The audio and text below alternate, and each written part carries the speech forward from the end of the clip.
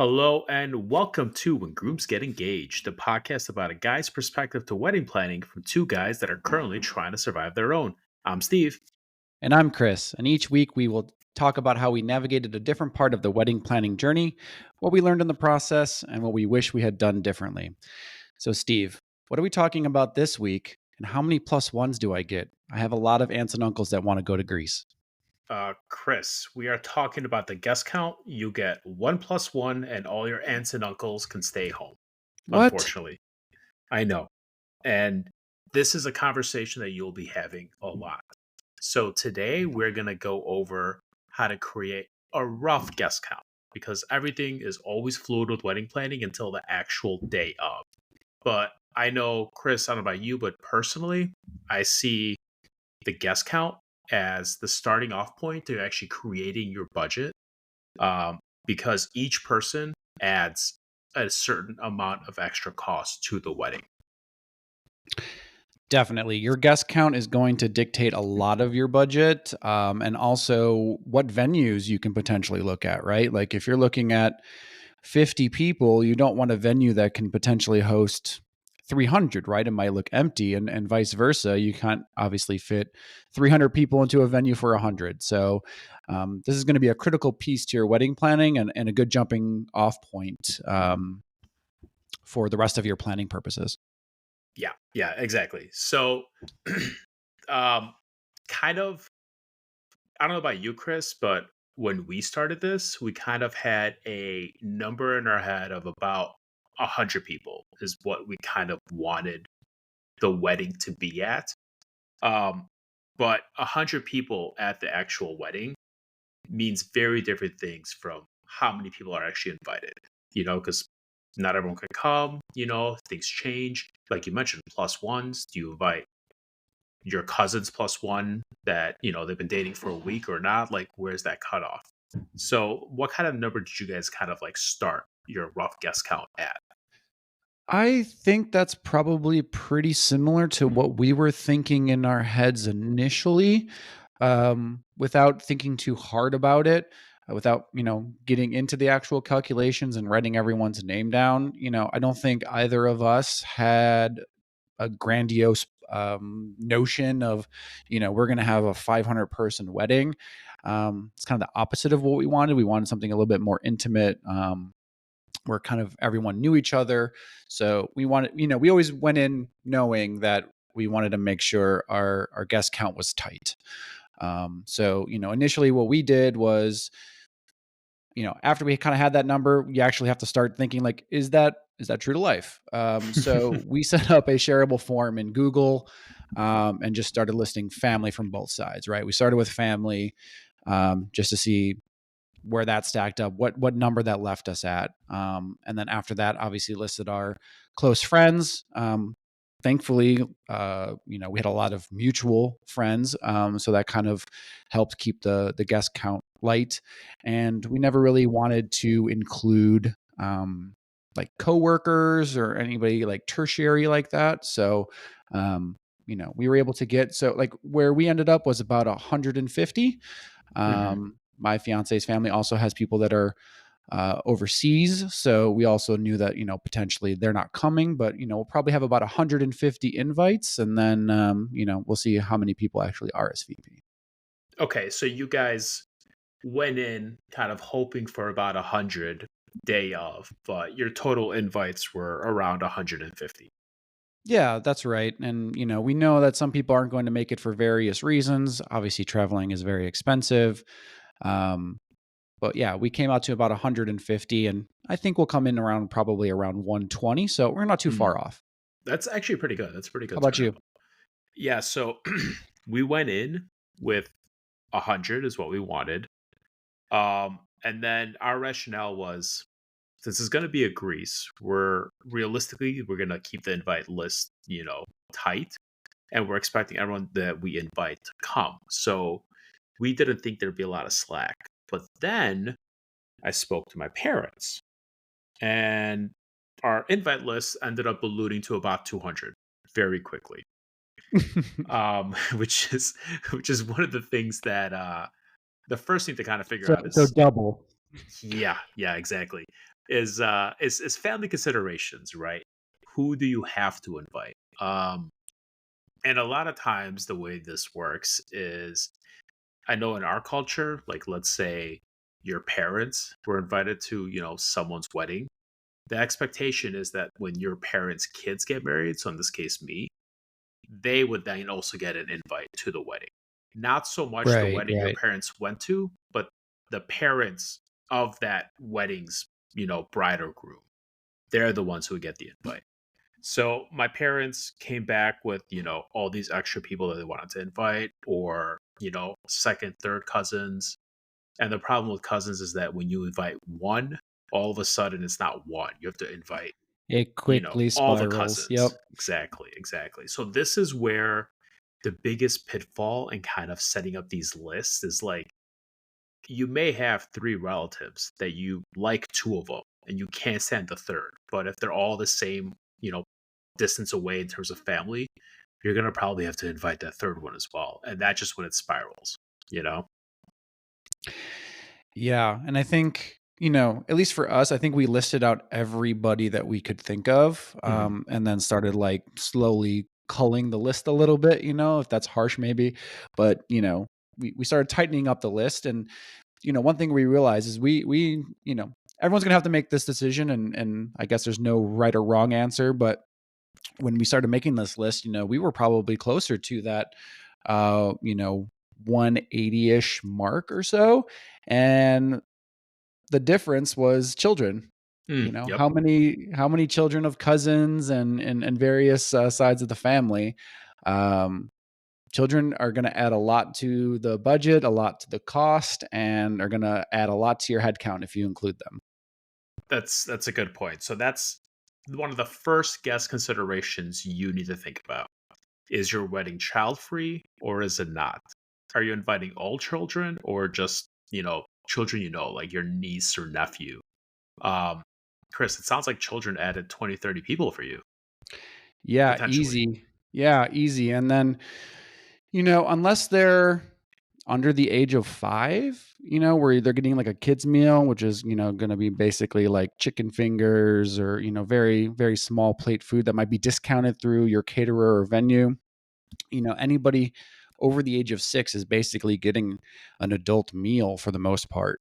And so that's going to add infinitely to your cost if you choose to include children, which, is great for a lot of people. But we ultimately made the decision to not include children for not only the cost reasons, but, we wanted to make sure that the adults were able to cut loose, have a good time, and kind of have a night off, as it were, for a Mhm. lot of the parents out there. It's kind of funny because we went in not inviting children unless it was explicit. So, for instance, my sister, obviously my nephew, baby, he's coming. But let's say we would invite like my dad's, first or second cousin. It would just be at, the adults and we wouldn't extend it to the kids. So depending on who we invited, we were actually explicit in the invites to kind of not cause any confusion. We'll talk about this when we get to the actual invites and like how to send them out.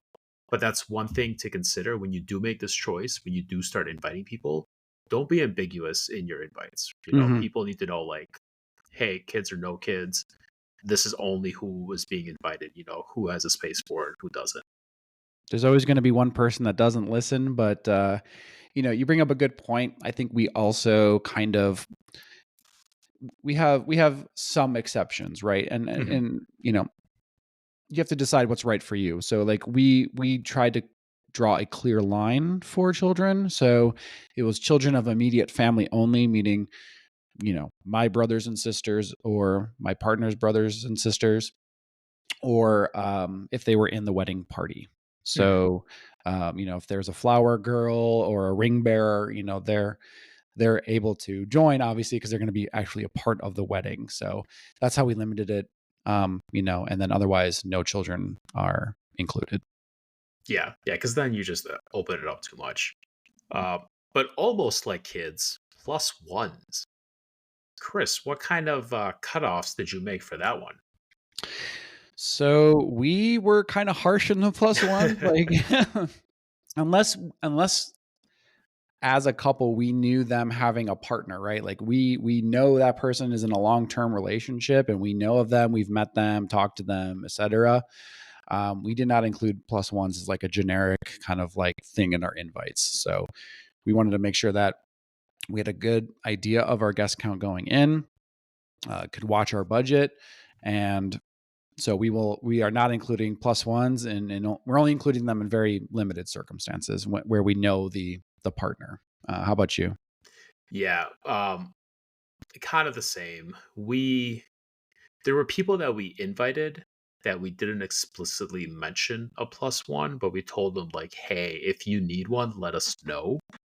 Um, it's one of those things where part of it is also, I think, how old we are at this point. Like, I'm assuming if we were planning a wedding, we were, 22, 23, 24, where everyone is still single or some variation of it, where having a plus one is like a big deal. But as you get older, Mm-hmm. everyone's kind of coupled up, doing their own thing in life.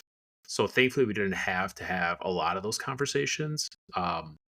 But yeah, if they were in a committed relationship, we didn't give them a blanket plus one. They would have to reach out to us and ask if they needed it Mm-hmm. or not. Mm-hmm. And I think that's good advice for anybody that might have got invited to a wedding that didn't get a plus one, but might be in a committed relationship. It's perfectly okay to, approach the bride or groom and say, hey, I am in a committed relationship. I have this person that I would love to join me for this wedding. Can they come? And I think probably you may get a you may get a no, but I think you might be surprised that they might not just have been aware of your relationship, or have, for various reasons, didn't include them. So always ask, reach out. I think it's a perfectly reasonable thing to do, and you might be surprised at the result. And they say, yeah, of course, invite them. Yeah, yeah, exactly. Just don't show up Yes, with let them know. one random person. Yeah. Uh, And that made me totally appreciate like going through this process. And obviously we're not all the way through, but if you are invited to a wedding, have the mutual respect of just communicating back either yes or no, and following whether you have a plus one or not. Follow the rules. It's a nightmare to wedding plan, and don't make their job any harder than it has to be. So just communicate up front, and just be a good friend. yeah, just honestly, like worst comes to worst, you gotta know, but this is hard enough. I know Chris, me and you are gonna probably get to the point soon where we're chasing RSVPs down, like Yep. figuring out if people are coming or not, kind of getting a final count. So yeah, don't make it harder than it needs to be. Um, and if you do make it harder than it needs to be, that's also probably why you didn't get a plus one. Let's be honest. You know, Hmm. like don't be a dick. Just it's not that hard. Um, Family friendly show, Steve. oh, I'm sorry. Don't be a pain in the behind, right? Okay, so yeah, plus ones. You got to figure out where your cutoff is, if there is a cutoff, along with the kids. Um, and then I know one other thing that Chris that I did is I know I talked about this briefly, but like I had to create a list of people that I had to invite, for family reasons or otherwise. Hmm. And as I was doing this, I know me and my fiance kind of created multiple groups, right? So Yep. like an A list of people where no matter what, I can't cut them.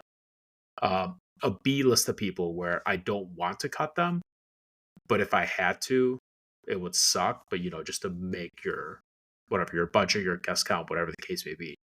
And then a C list of people where like I want them there, but if I have to cut, they're where I'm gonna start with.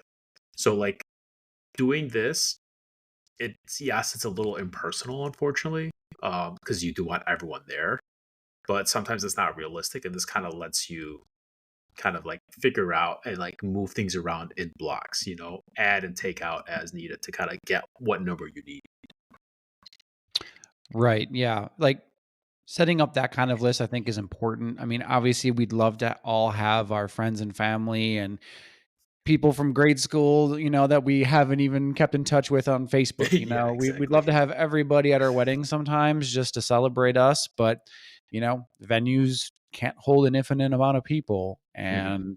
and budgets are not infinite. So, you have to draw the line somewhere. And unfortunately, that means that some people will not get invited to the wedding. But it's also important to create that list too, because you might get some people that are on your A list that you must invite, but for various reasons they cannot attend. And then you're able to backfill with some of those B list guests that you have that oh, okay, great, now I can move someone up and invite them to be included. Yeah. And this is actually a good thing to also talk about is while yes, you may invite 200 people in our case, only 100 are showing up. So be realistic on like how many you invite and how many are going to show up. So I was actually looking at the stats on this. This is on like Zola or the Knot or something. And what they're saying is that if you're inviting only local people, about 85% show up. So let's say you invite 100, 85 of those people are going to show up. Let's just that say it's out of town, which is I think they said the next state over, but I'm assuming this is anything like a 4 or 5 hour drive, something that like you need to take time out to get to. That's about 55%. So again, if you invite 155 show up. If it's a destination wedding, so like we're having Chris, and honestly, Chris, a little bit for some of your guests too, kind of right, because I guess DC to Chicago is still a plane ride. It's still a little bit of a travel, but that's like 35%, right? So most people actually aren't able to make that.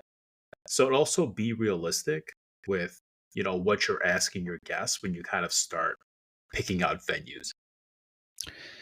Yeah, and I think the 55% of out of towners, I think, is probably a pretty decent benchmark. I think the thing that might skew it higher in terms of saying that more people are likely to show up is if it's the family members of either the bride or the groom, right? If one side of the family is traveling and it's important to them, they're going to make it, right? So, that 55% might be closer to 75% will say yes, I want to come.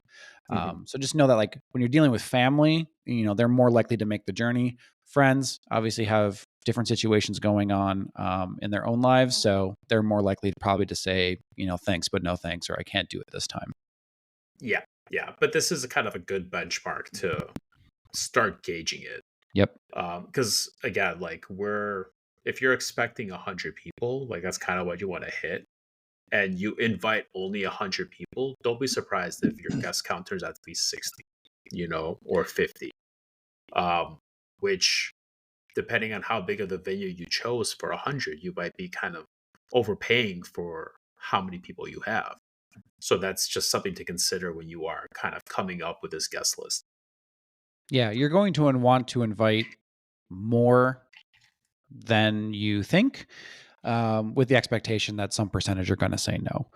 Um, and to get back to a couple other points, like I think no matter how meticulous and how much you communicate, you can always expect some people who RSVP yes, that they're not going to show up. And you might be surprised that it might be locals too, because if it's a 45-minute drive or a 30-minute drive, sometimes people don't actually take the time and effort to really think about whether they're coming or not. They're just saying, "Oh, it's close, yes," and then on the day of, they're like, maybe not." Yeah. Um, and then I think conversely, you have to also think about people who RSVP yes, but they don't put their plus ones down. They don't RSVP for them. They don't RSVP for their significant others, or they don't give you an answer at all, and then still show up on the day. So try to over communicate. You can obviously don't go crazy, but like just try to stay in touch with people and get answers ahead of time, so you're not surprised on your wedding day. And this is also why you're sending out multiple invites, right? You're sending out a save the date, Yep. which maybe you might want to send a soft RSVP with that as well. So you can start kind of building a guest count. You're sending out an actual invite. So you will be sending out multiple reminders to people. But yeah, like Chris said, like depending on how far your wedding is, people's circumstances do change. Maybe they forgot what they put down. Um, like Chris, I know I'm seeing some people RSVP, yes, that I would never have expected. And then I'm seeing people RSVPing no that I was sure would come. So like these things do happen. Yeah, that was one thing that some advice I was given, or at least a heads up, where um, some people that you think would never come are saying yes, then they're super excited, and you're like, oh, Hmm. this person I invited is definitely coming. They're like, nope, sorry. Can't make it. Yeah. And so yeah, you'll get surprises for sure once you send out your invitations. And I don't think, um, don't take that personally, right? There's a lot of things for you to worry about than to like look into anything. People's circumstances are people's circumstances. It is what it is. You can just kind of go with the information that you have. Yeah, I mean, I think there's like two big parts of it, right? There's is location and time of year that you choose to have your wedding, right? Like you're doing a destination wedding, but if both families are in the same location, more of them are going to show up, so you can expect a higher percentage of people saying yes to your wedding. So you might not have to go, overboard, right? So if you're using that 100 guest count, you might only need to do like 110, and you'll be kind of in that sweet spot. Hmm.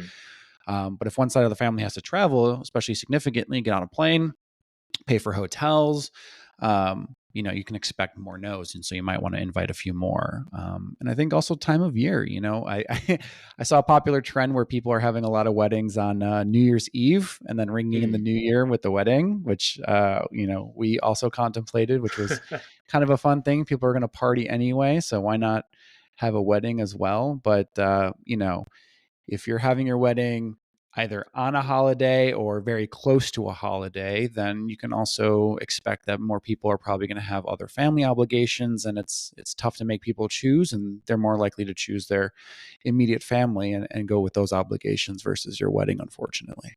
Yeah, and that stuff all happens.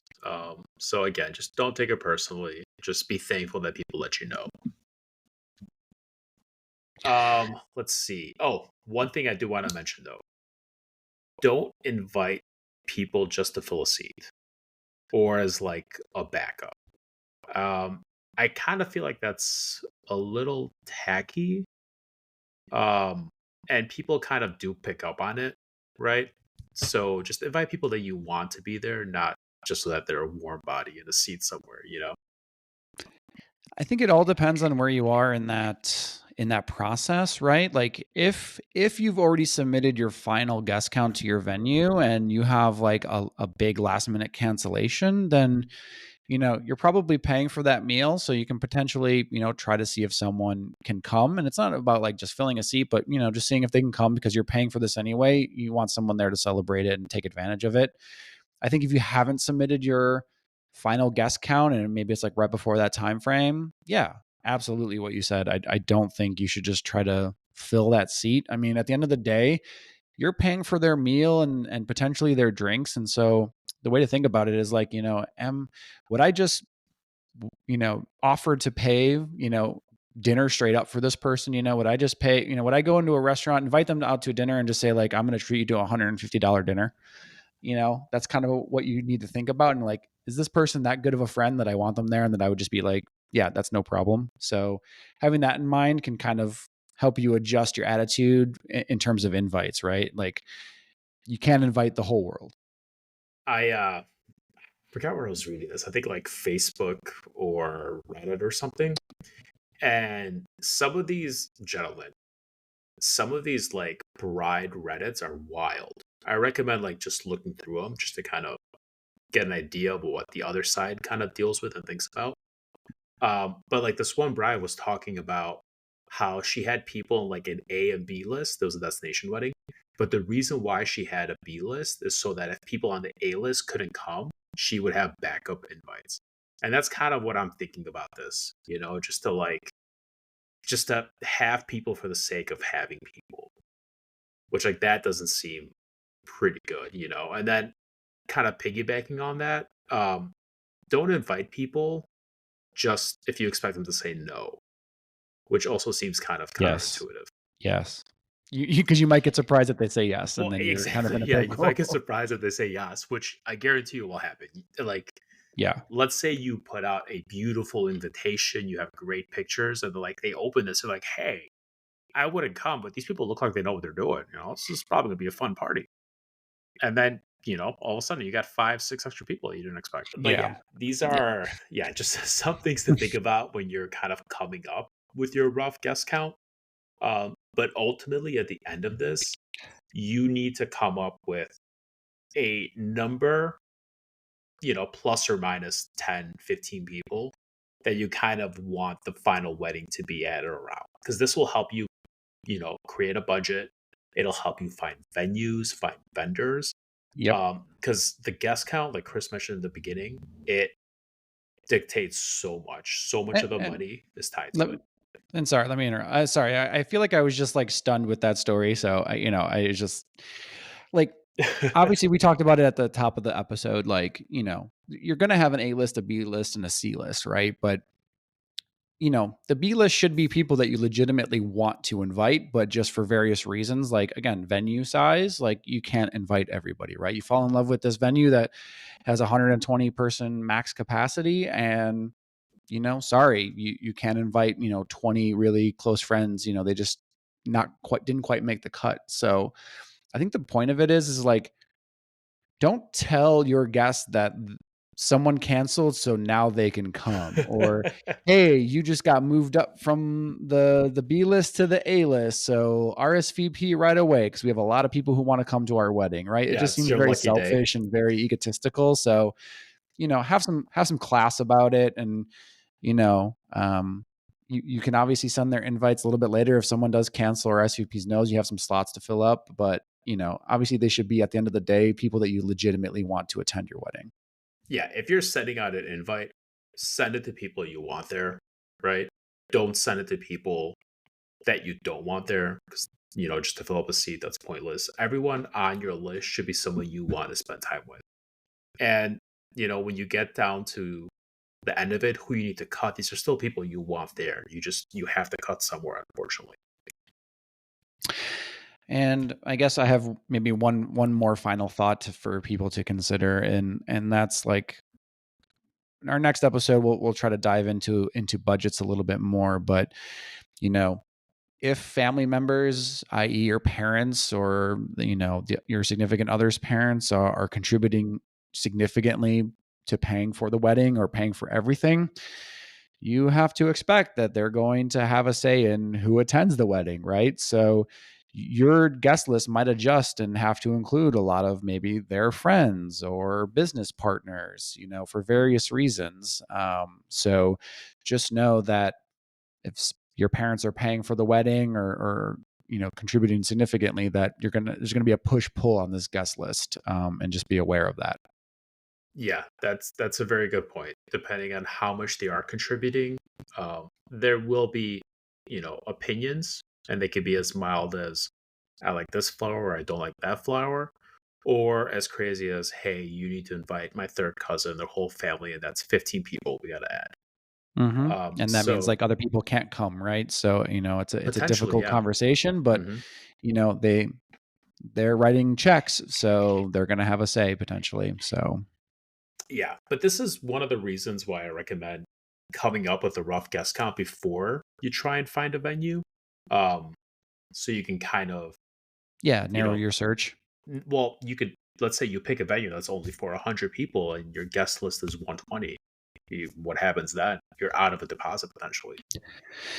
Yeah, yeah, and obviously you want a venue that looks good for your party size. hmm Like, we saw a couple places downtown, and it was beautiful, great views, floor to ceiling windows, and but we just knew that with our guest count, and people potentially saying no, for various reasons, like due to travel, we weren't going to be able to fill out the space, and it would just kind of look awkward Yeah, with yeah, so much extra space, or like you'd have to like really spend a lot more money on decorations to kind of fill out the space, and obviously that would drastically increase your budget too. So try to find a venue that obviously fits your space or your head count.